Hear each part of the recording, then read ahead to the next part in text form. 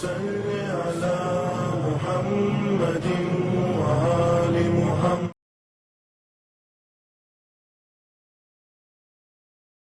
اعوذ باللہ من الشیطان الرجیم. بسم اللہ الرحمن الرحیم. وصلی اللہ علی محمد وآلہ الطاہرین ولعنۃ اللہ علی اعدائہم اجمعین. اما بعد. قال اللہ تبارک و تعالی فی القرآن المجید. بسم اللہ الرحمن الرحیم. اتل ما اوحی الیک من الکتاب واقم الصلاۃ ان الصلاۃ تنہی عن الفحشاء والمنکر ولذکر اللہ اکبر واللہ یعلم ما تصنعون. ناظرین کرام السلام علیکم ورحمۃ اللہ وبرکاتہ. گزشتہ کلپ میں آپ حضرات کی خدمت میں قرآنی طرز زندگی کے عنوان سے گفتگو کی تھی اور یہ سلسلہ ابھی اور آگے بڑھاتے ہیں. قرآنی طرز زندگی گزارنے والوں کے لیے خود قرآن کریم نے جو نسخے بتائے ہیں جس سے ہم کہہ سکتے ہیں کہ ہم قرآنی طرز زندگی گزارتے ہیں، ان میں سے بہت ساری چیزوں میں سے ایک یہ ہے کہ ہم اپنے وجود کو قرآن کریم سے وابستہ کریں.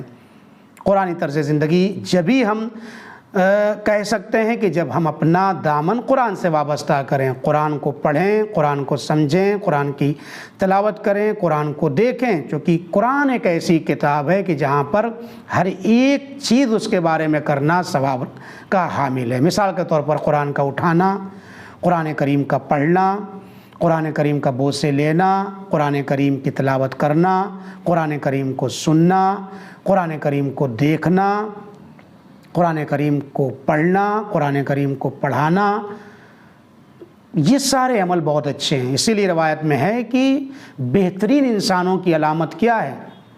من علم القرآن فعلمہ. جو قرآن پڑھتا ہے اور دوسروں کو پڑھاتا ہے.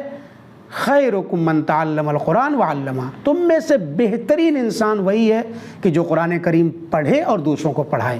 اس سے بڑھ کر کے انسان کے لیے اور کیا خیر ہو سکتا ہے کہ وہ کتاب جو خداوند کریم نے انسان کے لیے نازل کی ہے، جس کے اندر انسان کی زندگی کے گزارنے کے تمام رولز اور قوانین کو بیان کر دیا ہے کہ ہمیں کیسے زندگی گزارنا ہے، ہماری زندگی کے معیار کیا ہونا چاہیے، ہماری زندگی کے اصول کیا ہونا چاہیے، ہماری زندگی کس طریقے سے گزاریں گے کہ اہل بیت اطہار علیہم السلام کے نظریے کے مطابق اہل بیت اطہار علیہم السلام کی زندگی کہا جائے. تو اس کے لیے ہمیں زیادہ سے زیادہ وابستہ ہونا پڑے گا. آپ آئیے، تاریخ میں ایسے بہت سے واقعات ہیں. مثال کے طور پر امام جعفر صادق علیہ السلام جو درس دیتے تھے، بہت سارے دروس میں تفسیر کا درس تھا، قرآن کا درس تھا. خود مولائے کائنات علیہ السلام آپ دیکھ لیں، یہی جناب ابن عباس کا تاریخ میں نام موجود ہے، سب جانتے ہیں، اور یہ ایک ایسی شخصیت ہے سبھی اس کے قائل ہیں. آپ دیکھیں، یہ کہتے ہیں کہ مولا کی بارگاہ میں حاضر ہوا تو آپ نے کہا کہ ابن عباس کیا میں تمہیں قرآن کے بارے میں کچھ بتاؤں، قرآن کے بارے میں کچھ سناؤں؟ ابن عباس کہتے ہیں کہ جی، نماز کے بعد مولا کی خدمت میں جب یہ بات ہو رہی تھی نماز عشاء کے بعد، میں نے کہا بسم اللہ. مولا نے کہا ٹھیک ہے، میں سناتا ہوں. الحمد کی تفسیر کس طریقے سے بیان کی؟ الف کی تفسیر بیان کی کئی گھنٹوں میں. پھر الحمد میں لام ہے، لام کی تفسیر بیان کی گھنٹوں میں، ساعات کے اندر. اس کے بعد فرمایا ہے کی تفسیر بیان کی، میم کی تفسیر بیان کی، دال کی تفسیر بیان کی. لیکن یہاں پر آپ دیکھیں کہ کتنی تفسیر بیان کر پائے امام علیہ السلام. جو روایات ہے اس میں کہتے ہیں پوری نہیں ہوئی تھی کہ سفیدی صبح نمودار ہو گئی. الف اور لام ابھی الحمد کی تفسیر نہیں، صرف ایک حرف کی تفسیر امام بیان کرنے کے اوپر آئے. اس کا مطلب یہ ہے کہ واقعاً اس کی فضیلت بہت زیادہ ہے کہ امیر المومنین جیسا انسان ابن عباس کو تعلیم دے رہا ہے تو اس کی اہمیت یقیناً بہت زیادہ ہے. اس طریقے سے چھٹے امام کے ایک شاگرد تھے، تھوڑی دیر کے لیے امام کے پاس بیٹھے، بدل گئے، تبدیل ہو گئے. اور قرآن کریم ہی انسانی کیریکٹر کو چینج کر دیتا ہے. اگر بد اخلاق انسان قرآن کریم کو پڑھنے لگے گا اور غور کرے گا تو اس کا اخلاق اچھا ہو جائے گا. کبھی غیبت کرنے والا انسان جب پڑھے گا تو غیبت سے کوشش کرے گا بچے. کیوں؟ اس لیے کہ قرآن کہتا ہے اچھی چیز نہیں ہے. اسی طریقے سے آپ آئیں، چھٹے امام علیہ الصلوۃ والسلام نے اس صحابی کو جس کا نام ہشام بن حکم ہے، جب اس نے اپنے آپ کو تعلیمات اہل بیت سے مزین کر لیا تو امام علیہ الصلوۃ والسلام نے فرمایا مرحبا بکم، کھڑے ہو جاتے تھے ہشام بن حکم کے لیے۔ یہ احترام ہے، ریسپیکٹ ہے۔ امام کھڑے ہو جاتے تھے اور کہتے تھے مرحبا بکم، اے ہشام بن حکم، ہم خوش آمدید اور ویلکم کہتے ہیں۔ انت ناصرنا، تو ہمارے مددگار ہو، بلسان ہی وقلب ہی، تم نے ہماری مدد اور نصرت کی ہے اپنی زبان کے ذریعے، اپنے دل کے ذریعے۔ اس کا مطلب کیا ہے؟ جو لوگ قرآن پڑھتے ہیں، تعلیمات اہل بیت سے اپنے آپ کو مزین کرتے ہیں، قرآن طرز زندگی گزارتے ہیں، حقیقت میں وہ ناصر و مددگار ہوتے ہیں۔ کس کے؟ اہل بیت اطہار کے، اللہ کے، کیونکہ خدا مطالبہ کرتا ہے مدد کا۔ اس لیے نہیں مطالبہ کرتا ہے کہ خدا نخواستہ وہ کمزور ہے، نہیں، وہ امتحان کے طور پر، اور وہ جاننا چاہتا ہے کہ ہم کتنا اس کے راستے میں آئیں گے، اس کا بینیفٹ اور فائدہ ہماری طرف آئے گا۔ وہ ہماری مدد کا محتاج نہیں ہے، لیکن وہ کہتا ہے کہ تم اگر میری مدد کے لیے آؤ گے، میرے بتائے ہوئے راستے پہ چلو گے تو در حقیقت میں تمہاری مدد کروں گا۔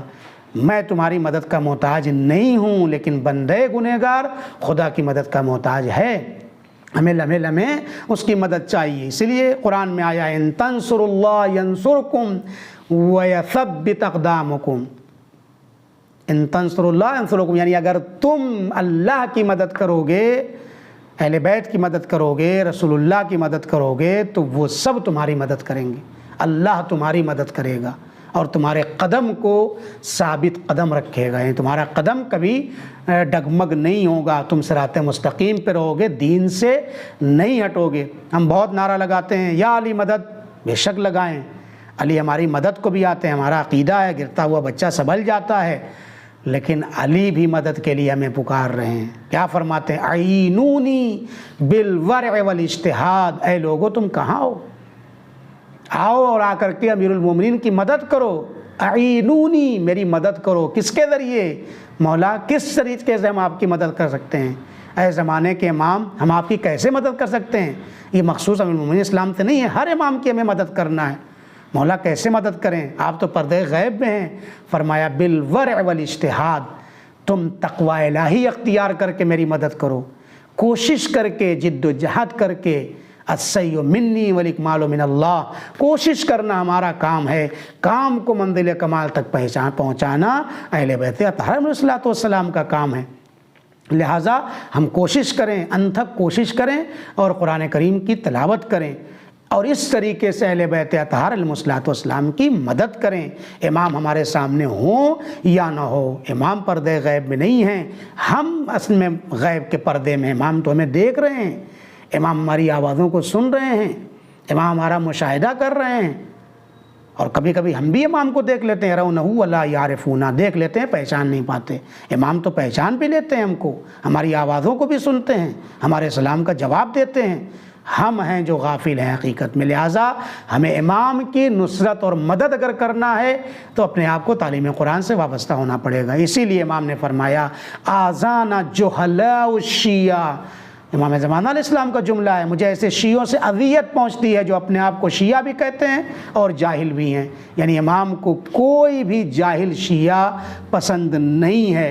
اگر ہم چاہتے ہیں کہ ہم امام زمانہ علیہ الصلوۃ والسلام کی مدد کریں تو ہمیں تعلیمات میں، ایجوکیشن میں آگے بڑھنا پڑے گا، اپنے وجود کو قرآن کریم کے وجود سے منور کرنا پڑے گا۔ اور مجھے ایسے شیعوں سے اذیت پہنچتی ہے جو اپنے آپ کو شیعہ بھی کہتے ہیں، جاہل بھی ہیں اور اپنے آپ کو شیعہ بھی کہتے ہیں، لیکن ان کا ایمان مچھر کے پر سے زیادہ کمزور ہے۔ امام کے جملے ہیں، ہمارا ایمان مچھر کے پر سے زیادہ حقیقت میں کمزور ہے۔ لمحے لمحے میں ہم مصلحت کا شکار ہو جاتے ہیں، کہیں رشتہ داری نبھانے کے چکر میں باطل کا سپورٹ کرتے ہیں، کہیں بھائی کے حق کے لیے نا حق پہ ہے اس کے حق کو دلانے کے لیے ہم مصلحت کا شکار ہو جاتے ہیں اور باطل کا سپورٹ دیتے ہیں، کبھی دوست کے چکر میں آ کر کے ناجائز کام کر دیتے ہیں، کبھی سماج اور معاشرے کی پرواہ کرتے ہوئے قرآنی طرز زندگی کو ہم چھوڑ دیتے ہیں۔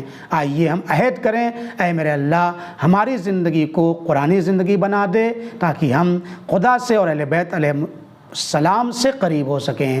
وآخر دعوانا ان الحمد للہ رب العالمین۔ والسلام علیکم ورحمۃ اللہ وبرکاتہ.